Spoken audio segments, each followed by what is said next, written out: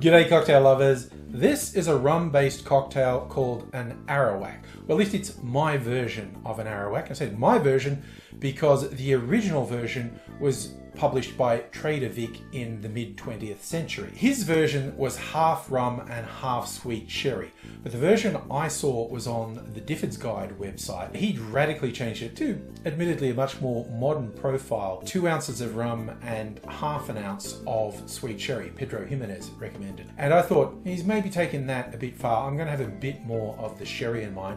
And for fun, I'm splitting the rum. The suggestion was to use a Jamaican rum with funk, so I'm using my funkiest Smith & Cross Navy Strength rum, and even stronger OFTD, 69%.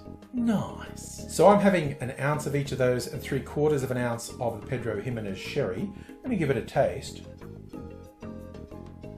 That is smoother than I thought, because those are damn serious rums. The Pedro Ximinez has a really nutty, raisiny flavour, so I think that's taming the rums quite a bit. You could argue this is in a mid-ground between an old-fashioned and a Manhattan-style recipe, because the Pedro Ximinez is by far the sweetest sherry, so it's almost like using a sugar syrup. But then again, you've got spirit and a fortified wine, which is the Manhattan profile, so it could be one or the other, but I'll show you how to make it. In a mixing glass, putting 1 ounce or 30 mils of the Smith & Cross rum, then 1 ounce or 30 mils of the OFTD rum, then 3/4 of an ounce, around 22.5 mils of Pedro Ximinez sherry, rounding things out with 2 dashes of orange bitters.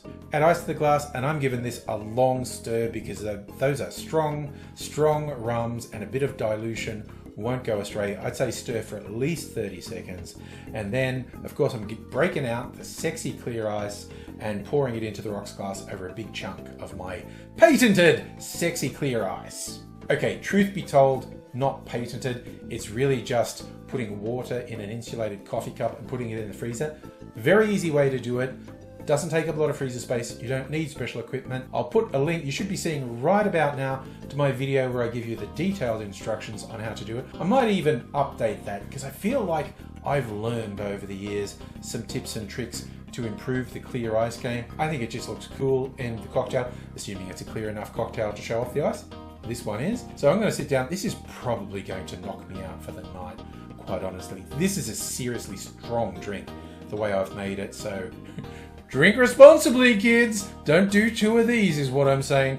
1 will do me fine. I hope you'll come back and see me next time. We'll be making some more cocktails. Until I do see you again, I'll say cheers.